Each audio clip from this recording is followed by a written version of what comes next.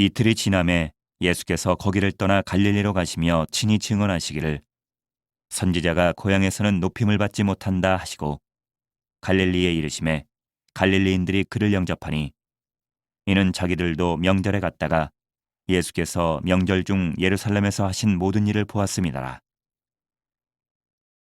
예수께서 다시 갈릴리 가나에 이르시니 전에 물로 포도주를 만드신 곳이라. 왕의 신하가 있어 그의 아들이 가버나움에서 병들었더니 그가 예수께서 유대로부터 갈릴리로 오셨다는 것을 듣고 가서 청하되 내려오셔서 내 아들의 병을 고쳐주소서 하니 그가 거의 죽게 되었음이라. 예수께서 이르시되 너희는 표적과 기사를 보지 못하면 도무지 믿지 아니하리라. 신하가 이르되 주여 내 아이가 죽기 전에 내려오소서. 예수께서 이르시되 가라 내 아들이 살아있다 하시니 그 사람이 예수께서 하신 말씀을 믿고 가더니 내려가는 길에서 그 종들이 오다가 만나서 아이가 살아있다 하거늘 그 낫기 시작한 때를 물은즉 어제 7시에 열기가 떨어졌나이다 하는지라. 그의 아버지가 예수께서 내 아들이 살아있다 말씀하신 그때인 줄 알고 자기와 그 온 집안이 다 믿으니라. 이것은 예수께서 유대에서 갈릴리로 오신 후에 행하신 두 번째 표적이니라. 최근에 영화 한 편이 개봉이 됐어요. 근데 그 영화로 인해서 전 세계 네티즌들이 인터넷상에서 전쟁을 벌이고 있는 상황이 됐습니다. 그 영화가 바로 1989년도에 디즈니라는 곳에서 내놓은 인어공주라는 영화예요. 그때는 만화 영화였어요. 근데 이 만화 영화를 이제 사람이 직접 등장하는 실사 영화로 제작을 해서 개봉을 했습니다. 그랬다가 정작 미국은 괜찮은데 전 세계의 많은 사람들로부터 혹평을 받고 있는 상황입니다. 가장 문제가 되는 것은요, 주인공이 본래 백인이에요. 그리고 머리도 빨간색이에요. 그런데 이 여자 주인공을 흑인으로 캐스팅을 했습니다. 그 캐스팅의 소식부터 사람들이 부정적으로 반응하기 시작을 했어요. 그러더니 개봉을 하고 나서 사람들이 급기야는 부정적인 반응이 폭발하게 됐습니다. 이게 얼마나 큰 뉴스거리였냐면 우리나라 뉴스에서도 저렇게 등장할 정도예요. 이렇게 이 문제가 불거지게 됐습니다. 특히 영화가 영어권이잖아요. 영어권에서 만들어 놓은 영화이기 때문에 그래서 우리나라 말로 더빙을 할 필요가 있어요. 애들한테는요. 글을 읽지 못하는 애들한테는 우리나라 사람이 직접 성우가 더빙을 해줘야 되잖아요. 이 더빙을 우리나라의 걸그룹 멤버 중에 한 명이 했어요. 근데 외모가 인어공주에 훨씬 더 잘 어울린다 라고 사람들이 이야기를 하기 시작했습니다. 그리고 그 평가에 외국인들도 가세하게 된 거예요. 그러자 미국의 네티즌들이 우리나라를 강력하게 공격하기 시작했습니다. 한국은 더빙을 할 때 흑인을 고용했어야 된다. 그러면서 우리나라를 인종차별주의자로 몰아가고 있는 상황입니다. 자, 그렇게 되면 우리나라 사람들이 말에서는 또 잘 안 밀려요. 그래서 디즈니에 가서 어마어마한 댓글 테러를 하기 시작했습니다. 이런 거죠. 애들이랑 같이 보러 갔다가 애들이 무서워서 울고불고 난리를 쳤다. 애들한테 죄책감이 들어서 너무 미안했다. 환불해줘라. 영화 내내 공포 영화 보는 것 같아서 마음이 힘들었다. 졸 수가 없었다. 해양 오염의 심각성을 알려주는 것 같은 환경 교육 영화였다. 너네들 그럴 것 같으면 마틴 루터 킹 목사님의 일대기를 영화로 만들 때 백인을 캐스팅해라. 안 그럼 너네들이 차별주의자다. 치사하게 애들 동화를 오염시킨 너네가 진짜 차별주의자다 라면서 굉장히 많은 글들을 올리기 시작했습니다. 이 문제는요, 사람들이 이 영화에서 보여준 것이 무엇 때문이냐 하면 PC라는 것 때문에 그래요. PC가 뭐냐면 Political Correctness라고 하는, 다시 말하면 정치적 올바름이라는 거예요. PC 사상이라고도 합니다. 근데 PC 사상이 뭐냐면요, 주로 성소수자 옹호예요. 다시 말하면 동성애 옹호입니다. 그리고 인종차별주의 및 외모 지상주의를 배격해야 된다라는 거예요. 그리고 이 영화에서 흑인 여성을 주인공으로 뽑은 이유가 자기들이 생각했을 때 차별 없는 세상을 만들기 위해 이 영화를 제작했다라는 것을. 다시 말하면 동화인데 여기에 정치적인 배경이 들어가 있어요. 그러니까 사람들이 극도로 예민하게 반대하는 상황입니다. 다시 말하면 영화를 통해서 아이들에게 세뇌시키지 말라는 거예요. 사상교육 절대 시키지 말라는 겁니다. 동화를 절대 어른의 사상에 따라서 왜곡하지 말고 아이들에게 동화는 동화대로 남겨줘야 된다라는 것이 전 세계 사람들의 목소리입니다. 여러분들이라면 어느 목소리에 손을 들어주시겠습니까?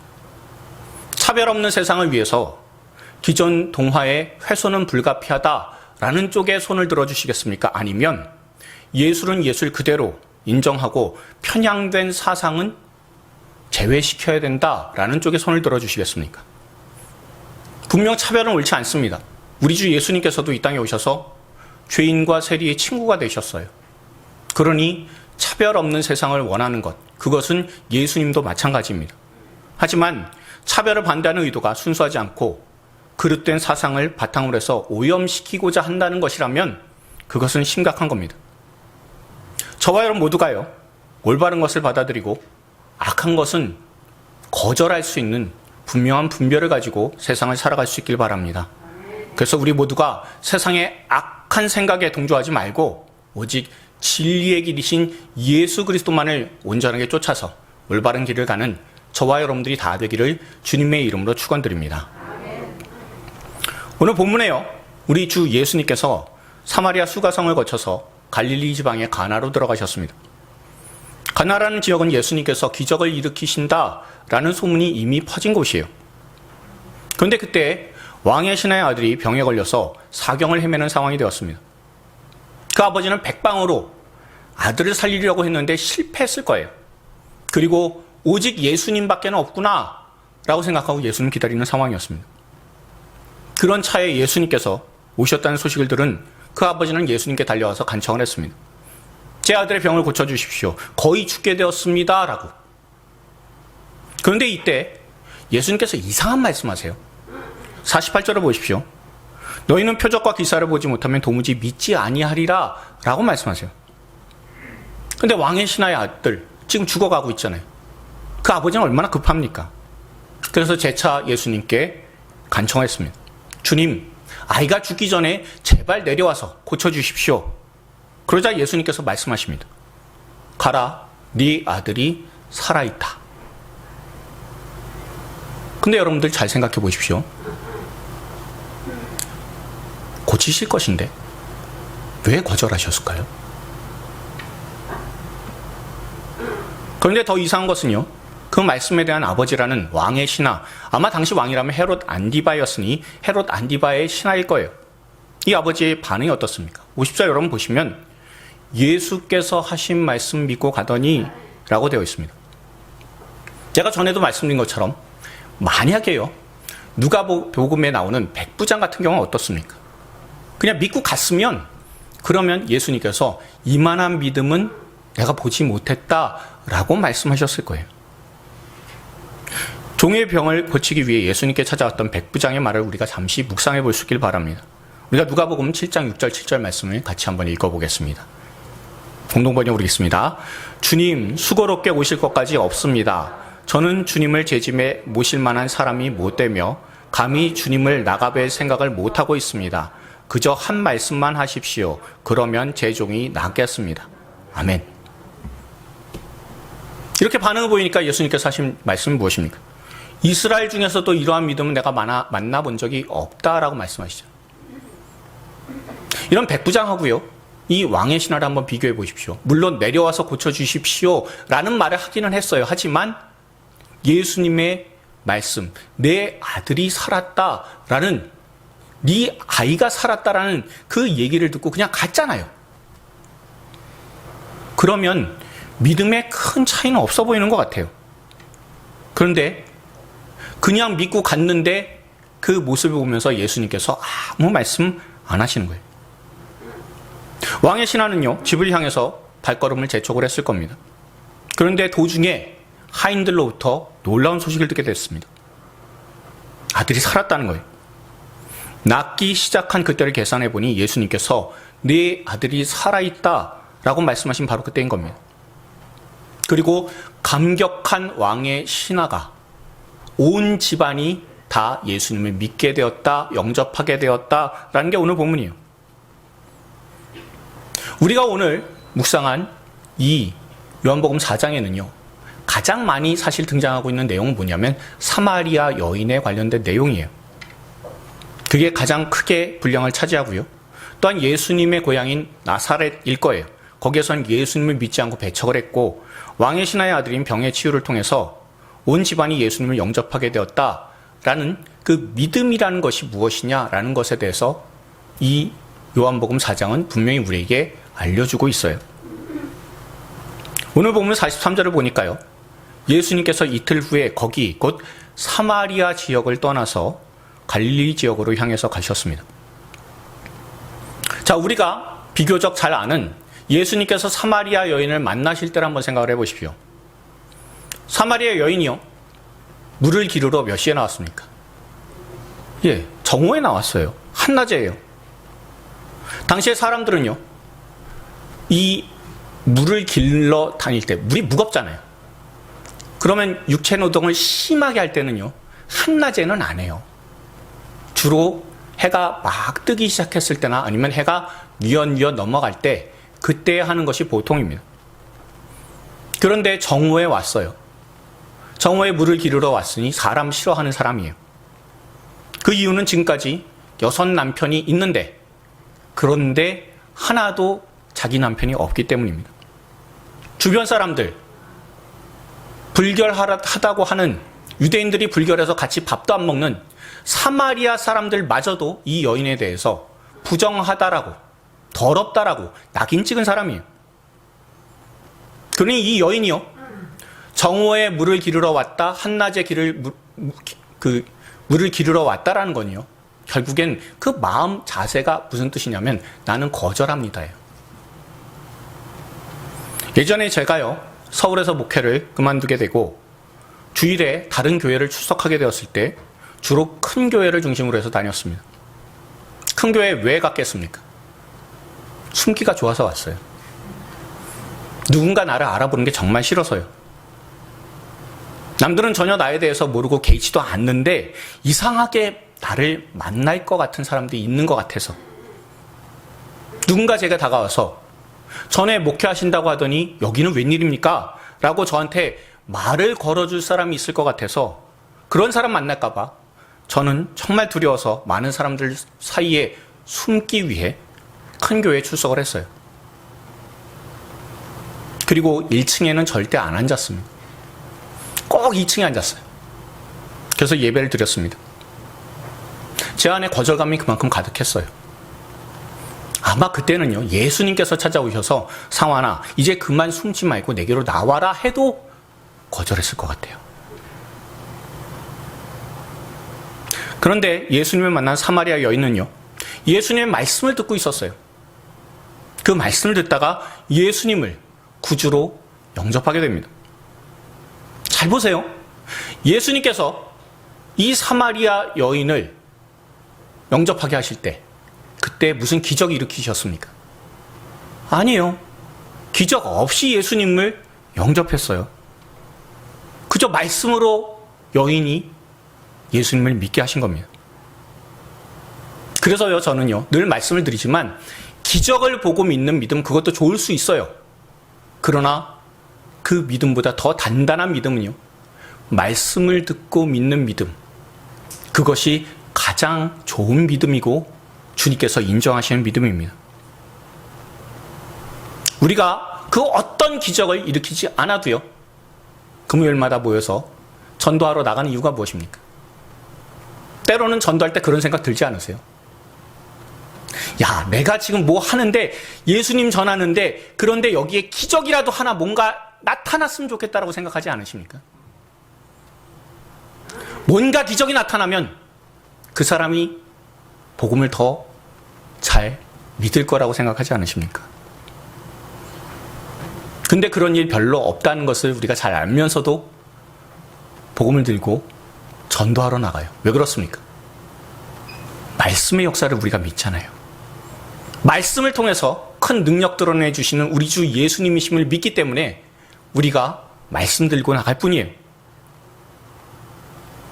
이 사마리아 여인도요, 사람들한테 손가락질 받는 죄인으로 예수님을 만났지만 말씀을 통해서 예수님이 주님이시다라는 것을 믿고 영접하게 되므로 증인이 되었다라는 것을 우리가 오늘 본문 이전에 사마리아 여인의 전도에 통해서 우리가 잘 알 수가 있습니다. 그리고 이 여인의 변화는요, 그 주변의 수가성의 사람들에게 큰 놀라움을 선사했습니다. 그러자 사람들이요, 예수님 보려고 찾아왔어요. 예수님이 말씀을 통해서 사마리아 여인을 변하게 하니까, 그러니까 그 사마리아 여인이 변한 것을 보고 주변의 사람들이 예수님께 다 몰려왔어요. 그리고 예수님에 대해서 너무나 큰 호응을 보여주셔서 예수님께서 본래 거기 계시고자 했었던 것 그 시간보다 이틀을 더 계셨어요. 그리고 나서 그 큰 호응이 있은 다음에 예수님의 고향인 나사렛으로 돌아오셨습니다. 그런데 유대인들이 밥도 먹지 않을 만큼 미워하는 사마리아 사람들은 예수님 영접했잖아요. 그런데 예수님의 고향, 예수님께서 어려서부터 성장한 바로 그 고향에서는 왜 예수님을 거절했을까요? 우리가 잘 아는 마가복음 6장 2절 3절 말씀을요, 우리가 한번 읽어보시길 바랍니다. 다 같이 우리가 마가복음 6장 2절 3절 읽겠습니다.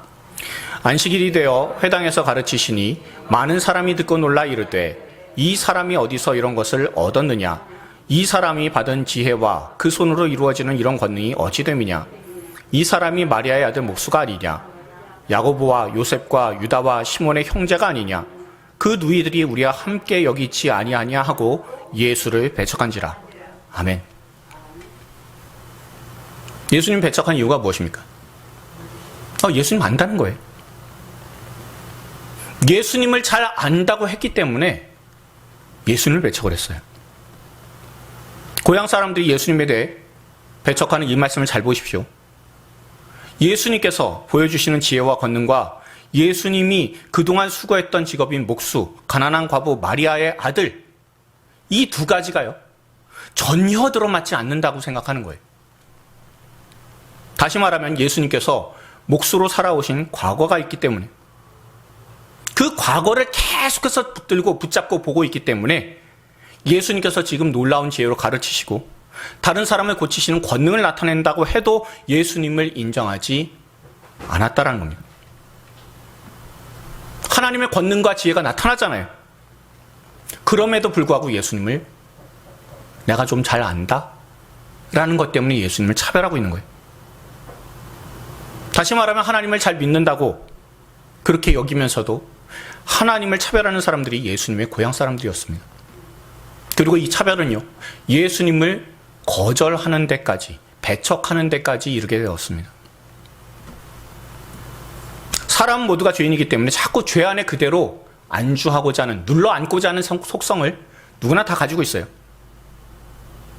사람들이 복음을 받아들이지 못하는 이유 중에 가장 큰 이유는요, 그동안 자신이 지었던 죄의 생활과 죄의 습관과 죄의 생각과 전혀 낯선 것이기 때문에, 복음이 그렇게 낯설기 때문에, 그래서 우리가, 세상 사람들이, 또한 예전에 우리도 복음을 받아들이기 힘들어합니다. 죄인으로 태어나서 죄인으로 성장하는 게 너무 편안한데 복음이 들어와요. 복음이 들어와서 자꾸 그게 죄라고, 죄의 습성을 지적하고 죄 생활에서 벗어나라고 우리를 자꾸 흔들어요. 또한 그리고 우리가 그동안 죄라고 느끼지 못했었던 그런 모든 것들을 그게 바로 죄라고 일깨워주기 때문에 마음과 몸이 불편하게 만들어서, 그래서 복음에 대해서 듣기 싫어하게 돼요. 제가 오전 예배는 좀 덜하지만 오후 예배 때는요, 본문을 읽고 나서 성도님들 자꾸 헷갈리게 하는 경우가 있어요. 물론 오후에 시간에는 점심 드신 이후의 시간이기 때문에 자꾸 졸음이 오신다는 거 잘 알고 있어요. 그러면 저는 졸음이 안 와요. 근데 여러분들은 졸음이 오잖아요. 그럼 제가 여러분들의 졸음을 대신하고 싸우고 있어요. 근데 이때 가장 효과적으로 쓰는 방법이 예화를 듣는 겁니다.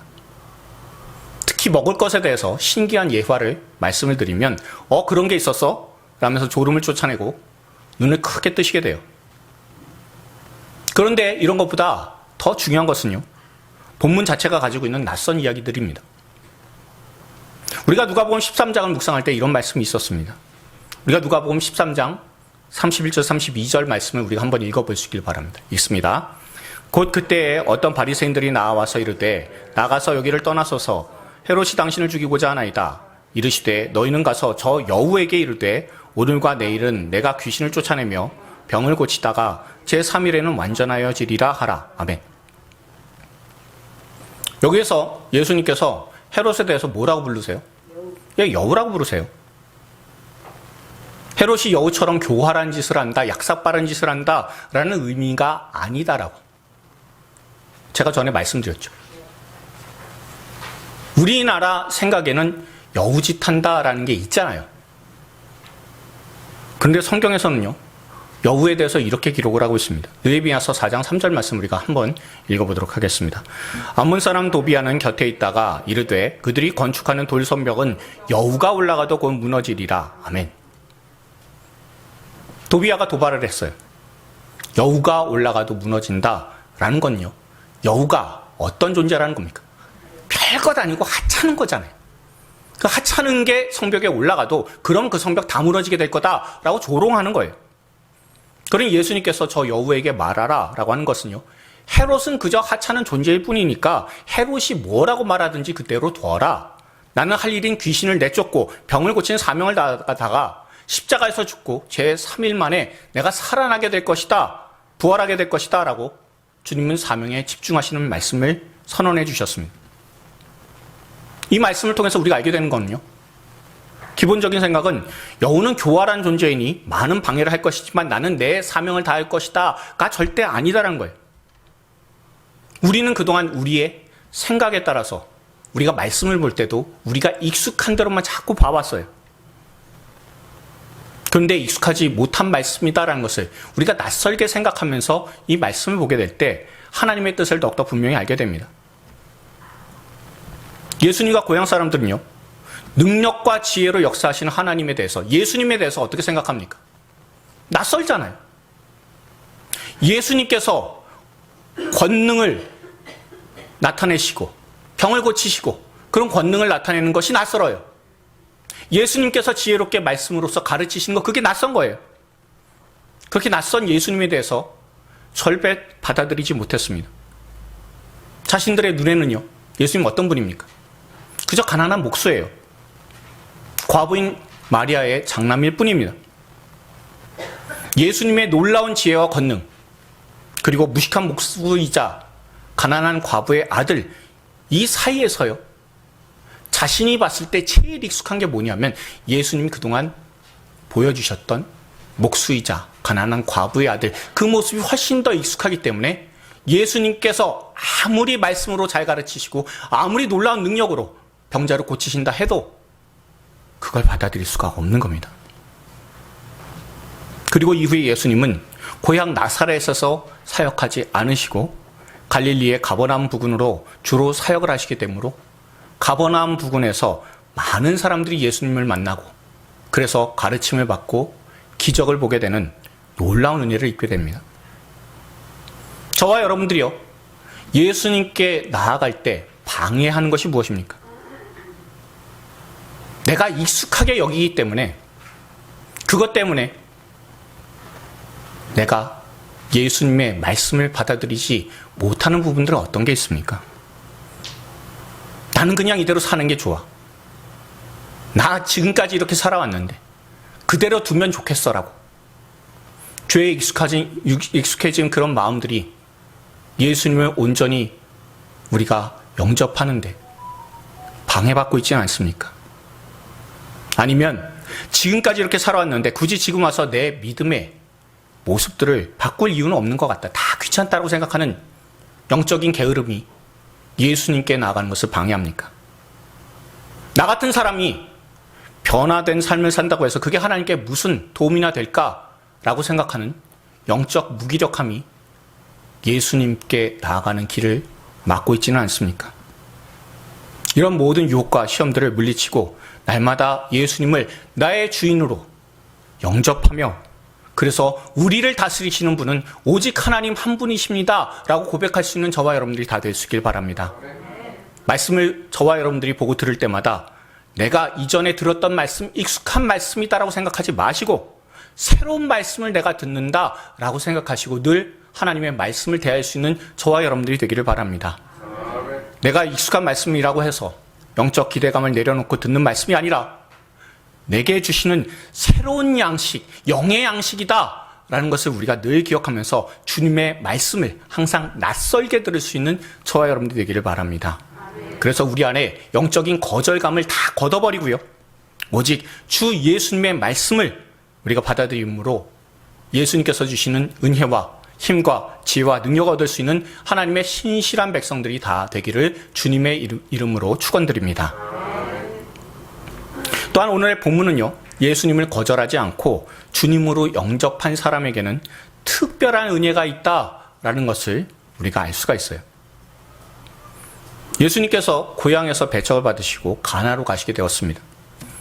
여러분, 여기서 지도에 보시는 것처럼 나사렛, 예수님이 자라셨던 그 고향에는요, 저기 사마리아하고 무척 가까운 동네예요. 그리고 나서 가나로 이동을 하셨습니다. 나사렛에서 가나까지 이동을 하는 거리가 대략 한 20km 정도 된다고 해요. 20km 조금 못 될 거예요. 그리고 이 가나에서 가버나움까지 약 40km 가까이 떨어진 것이 바로 가버나움입니다. 가버나움에서 가나까지 오는데요, 조금 길이 힘들어요. 험해요. 길이요, 한 400m 높은 언덕길들을 계속해서 통과를 해야 돼요. 그렇게 40km를 왔다고 생각해 보십시오. 그리고 우리가 아는 것처럼 40km는요, 사람이 한 번에 갈 수 있는, 하루 만에 갈 수 있는 거리가 아니에요. 다시 말하면 꼬박 이틀이 넘어서 왕의 신하야, 이 사람이 예수님께 찾아왔을 겁니다. 이 왕의 신하가 누구냐라는 것에 대해서 많은 사람들이 추측을 해요. 누가복음 8장 3절에 보면 그 실마리가 있기는 합니다. 우리가 누가복음 8장 3절의 말씀을 통해서 왕의 신하가 누구일까라는 것을 우리가 한번 확인해 볼 수 있길 바랍니다. 같이 읽겠습니다. 헤롯의 청지기 구사의 아내 요한나와 수산나와 다른 여러 여자가 함께하여 자기들의 소유로 그들을 섬기더라. 아멘. 그래서요, 예전에 우리 신앙의 선배들은요, 이 신앙의 선배들은 한 2000년 전쯤 되는 사람들입니다. 예수님 시대에서 조금 후의 사람들, 그런 분들이 대부분이 이 왕의 신하가 아마 헤롯의 청지기 구사가 아니었을까라고 생각하는 분들이 참 많이 있어요. 근데 중요한 것은요, 이 왕의 신하가 예수님께 나온 그 이유를 한번 생각해 보십시오. 47절에 나오는 것처럼 예수님께서 유대로부터 갈릴리로 오셨다라는 소식을 들었기 때문입니다. 예수님을 본 적이 없어요. 예수님을 보지 않고 예수님의 이름만 듣고 찾아왔습니다. 요한복음 4장 처음에 나온 여인도요, 예수님의 말씀을 들어서 믿고 영접한 사람이에요. 그러나 예수님의 고향 사람들은 어떻습니까? 예수님을 봤잖아요. 봤는데 영접 못해요. 봤는데 영접 못하는데요, 이 왕의 신하나 아니면 사마리아 여인은 예수님의 기적을 봐서가 아니라 예수님의 말씀을 듣고 영접하고 예수님의 말씀에 따라서 믿음으로 반응한 사람들이에요. 그런데 제가 자주 말씀드린 것이 무엇입니까? 사람 기적 본다고 해서요, 믿음 생기지 않아요. 말씀을 들을 때 믿음이 생긴다라는 것을 여러분 꼭 기억하십시오. 세상은 보는 것이 믿는 것이다 라고 얘기합니다. 그런데 실제로는 왜 기적을 보면서도 믿음이 생기기가 힘들까요? 다른 사람들에게 기적을 보여주면 그 기적 봤기 때문에 사람들이 기적이다라고 생각을 해서, 그래서 예수님을 더 잘 믿을 거라고 우리는 생각하잖아요. 그런데 성경의 이 말씀들을 잘 보면요, 들어서 믿어요. 봐서 믿지 않습니다. 여러분들과 제가요, 기적을 한번 눈앞에서 체험했다고 우리가 생각해 봅시다. 거의 죽어가던 사람이 살아났어요. 산에서 큰 나무 하나가 갑자기 뽑혀가지고 수변공원 그 한가운데 심겼다고 여러분도 한번 그 기적이 나타났다고 생각을 해보십시오. 그 기적을 여러분들 보시면 그러면 마음속에 어떤 생각이 들까요? 야, 놀라운 기적을 내가 봤다. 이건 정말 믿을 수밖에 없다. 라고 생각하게 될 겁니다. 그런데 이게 바로 기적이라고 믿어야 한다고 판단하는 것은 누가 하는 겁니까? 다시 한번 말씀드릴게요. 갑자기 죽어가는 사람이 살아났어요? 아니면 조금 전에도 말씀드린 것처럼 수변공원 근처에 있었던 그 산에, 야트막한 산에 있었던 나무 하나가 쑥 뽑혀서 수변공원 중심에 확 박히고 그게 살아났다라고 하는 그거를 여러분께서 보셨다고 하십시다. 자, 그 기적을 봤을 때 우리가 뭐라고 판단합니까? 야, 이건 기적이야! 라고 생각할 수밖에 없잖아요. 근데 중요한 것은요, 이게 기적이야 라고 판단한 건 누가 하는 겁니까? 내가 하는 거잖아요. 다시 말하면요, 하나님께서 분명히 하신 일인데 내 뜻대로 분간하고 내가 믿어야 되겠다라고 판단하는 거예요. 예수님의 오병이어의 기적을 한번 생각해 보십시오. 예수님께서 오병이어의 기적을 베푸신 이유가 뭡니까? 예수님께서 예전에 모세 때 광야에서 만나와 메추라기로 먹이신 놀라운 일을 하나님께서 하신 것처럼 보리떡 5개와 물고기 2마리로 떡과 고기 똑같이 해서 너네들을 먹인다. 그러니 내가 바로 구원을 이끄는 메시아다라는 것을 분명히 보여주시기 위해 예수님께서 오병이어 기적을 베풀어 주셨잖아요. 근데 사람들은 어떻게 반응합니까? 예수님은 왕 삼고자 해요. 단순히 민생고 해결을 위한 것이 아니에요. 그 당시에 로마 제국이 지배를 하고 있었습니다. 그런데 예수님을 왕 삼고자 한다는 것은 무슨 뜻입니까? 예수님 중심으로 반역하겠다는 거예요. 반역한다는 것은요, 잘못하면 로마 제국으로 인해서 내가 죽을 수도 있잖아요. 자기 목숨을 내놓고 하는 거예요. 그러니 예수님께는 매우 충성스러운 사람일 수도 있다는 겁니다. 하지만요, 중요한 것은 예수님께서 오병이어 기적을 베푸신 것은요, 절대로 반역을 위한 게 아니잖아요. 근데 사람은요, 자기가 유리한 쪽으로 기적을 해석을 해요. 그리고 기적을 판단하는 주체는 하나님이 아니라 나라고 생각해요. 그렇기 때문에 기적을 본다고 해서 믿음이 생기지 않는다라는 거예요. 그러나 기적을 보지 않아도 믿음이 생기는 경우들이 종종 있어요. 그것이 바로 오늘 본문 49절, 50절 말씀입니다. 우리가 40절, 50절 말씀을요, 유진 피터슨의 메시지로 한번 읽어볼 수 있길 바랍니다. 읽겠습니다. 그러나 그 관리는 물러서지 않았다. 함께 가주십시오. 제 아들의 생사가 걸린 문제입니다. 예수께서는 그저 집으로 가거라. 내 아들이 살아났다고만 대답하셨다. 그 사람은 예수께서 하신 말씀 그대로 믿고 집으로 향했다. 아멘. 예수께서 하신 말씀 그대로 믿고 어떻게 했다고요? 그냥 집으로 향했다라는 거예요. 예수님께서 아들을 고치실 수 있다라고 찾아온 믿음도 분명 훌륭한 믿음입니다. 예수님의 고향 사람들에 비하면 훨씬 좋은 믿음이에요. 그런데 더 큰 믿음은 무엇입니까? 말씀을 듣고 그대로 돌아간 그 믿음, 그것이 바로 주님께서 기뻐하신 믿음이에요. 이 믿음을 가진 왕의 신하는 아들이 나음을 입은 은혜로 그치지 않아요. 53절처럼 예수님을 영접하게 되어서 온 가족이 구원을 받게 되는 은혜를 누리게 되었습니다. 우리에게 예수님은 어떤 분이십니까? 예수님께서 48절에 우리에 대해서 더 정확하게 말씀하셨어요. 너희는 표적과 기사를 보지 못하면 도무지 믿지 않는다라고 한탄하셨습니다. 그런 것처럼 예수님께서는 기적을 베푸시기 위해 이 땅에 오신 것이 아니에요. 예수님께서는 이 땅에 주님으로 오셨고요. 십자가에서 우리의 죄를 용서하시고 자신의 백성으로 삼으시고자 자신의 생명을 다해서 우리를 사랑해 주시기 위해 이 땅에 찾아오셨습니다.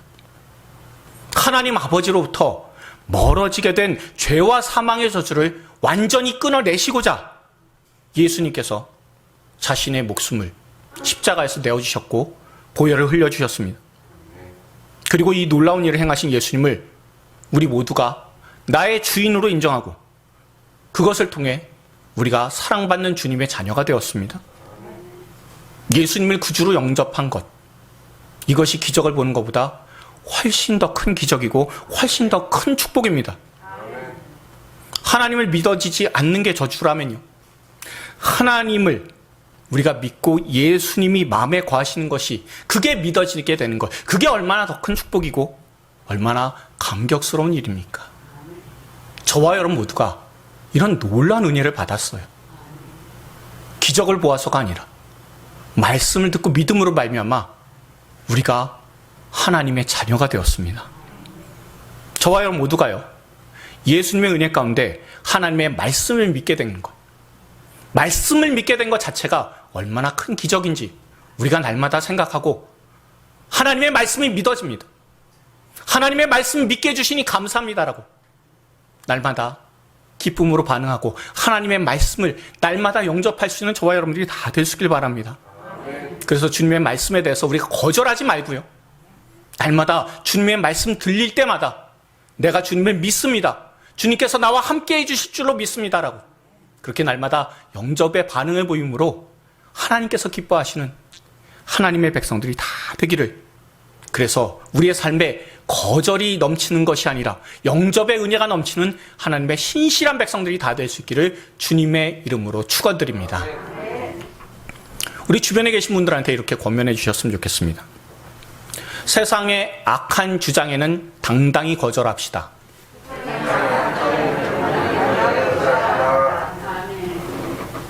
한 번만 더요. 말씀을 통해 날마다 믿음을 키워나갑시다. 자, 마지막으로 한 번만 더 하겠습니다. 날마다 주님을 영접하는 삶을 삽시다. 이 은혜가 저와 여러분들에게 날마다 넘칠 수 있기를 주님의 이름으로 축원드립니다.